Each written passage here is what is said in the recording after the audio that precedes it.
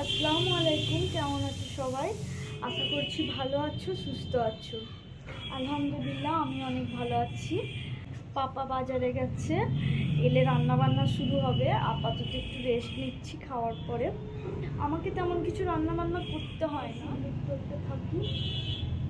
পাপা বাজারে গেলেই, যখনই কিছু বাজারে যাক বা সন্ধ্যেবেলা যাক না কেন, যাই কিছু কিনতে যাবে আমাকে প্রথমেই জিজ্ঞেস করবে যে বৌমা কি খাবে, সেটাই আনবে। সত্যি কথা বলতে গেলে এরকম ফ্যামিলি পাওয়া সত্যিই ভাগ্যের ব্যাপার।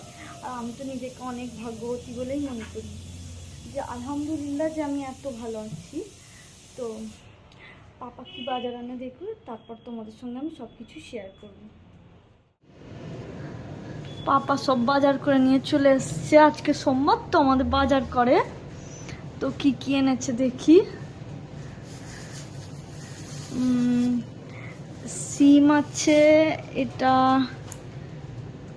পালং শাক মনে হয়। তারপর শাক, পুদিনা পাতা, বাঁধাকপি, টমেটো, এটা কি কড়াইশুঁটি, তোমার ধনে পাতা, পুদিনা পাতার পাপা এটা জুস করে খাই, তাই জন্য একটু বেশি বেশি আনে। আর এটা হচ্ছে কি ওলকপি,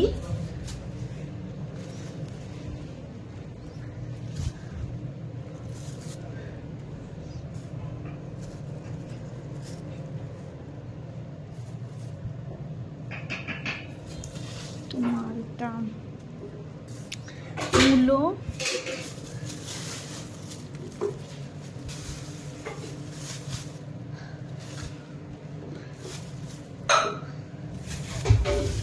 শসা,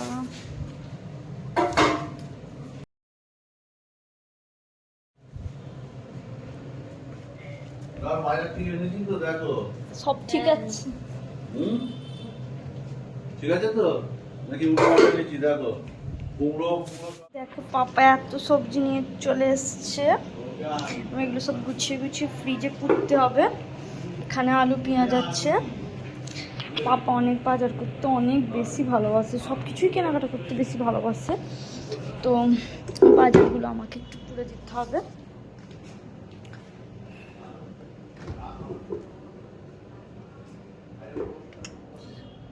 ফ্রিজেও দেখছো এখনো এত বাজার আছে, তাও পাপা এত বাজার আছে যেটা ফ্রিজটা খোলাই না, এত বাজার আছে তাও পাপা এত বাজার করে এনেছে। এখানে তোমার ফল, তো আমি এখন এগুলো ফ্রিজে পুরবো, ঠিক আছে। আর এখানে মায়ের ভাত তো হয়েই গেছে। ওদেরকে দেখাচ্ছি আমাদের ফ্রিজে শুধুই সবজিতেই ভর্তি। একবার দেখো সবাই, পুরোটাই সবজি। এত সবজি পাপা এনে রেখেছে। সবজি আমাদের বাড়িতে সবাই সবজিটাই একটু বেশি খায়, পাপা তো একটু বেশি খায়। তো বেশি সবজি আনে আমাদের বাড়িতে, আর সবাই সবজিটাই একটু বেশি খেতে ভালোবাসে। একটু ঘরটা গুছিয়ে নিই। নিজের ঘর গুছোতে নিজের একটু বেশি ভালো লাগে, কারণ সবারই নিজের রুম নিজের গুছানোই ভালো, কারোর হাতে ঠিক পছন্দ হয় না। তো আমার নিজের রুম আমি নিজেই গুছাই। তারপরে আজকে তো ও একটু বেশিক্ষণই ঘুমাচ্ছিল, ছুটির দিন, তাই জন্য একটু দেরিও হয়ে গেল। তো এগুলো গুছিয়ে নিই। আর তোমাদের সবার বলো তো, যে সবার শীতকাল ভালো লাগে না গরমকাল ভালো লাগে?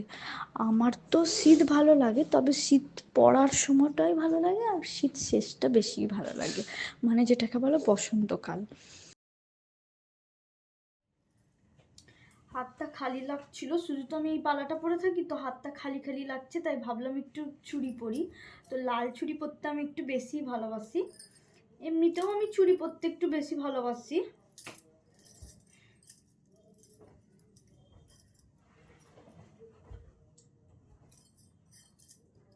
বলো তো কেমন লাগছে আমার চুড়ি পরে?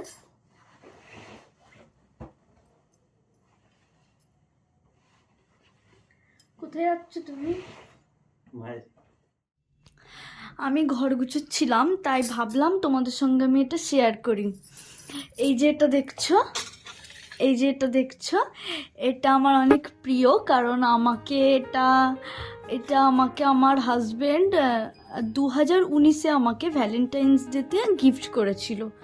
তো বুঝতেই পারছো, আমি আমি জানি যে এরকম হয়তো তোমাদের বাড়িতে প্রায় বাড়িতে এটা দেখা যায়, কিন্তু এটা আমার কাছে অনেক স্পেশাল, কারণ ও আমাকে অনেক স্পেশাল দিনে দিয়েছিল।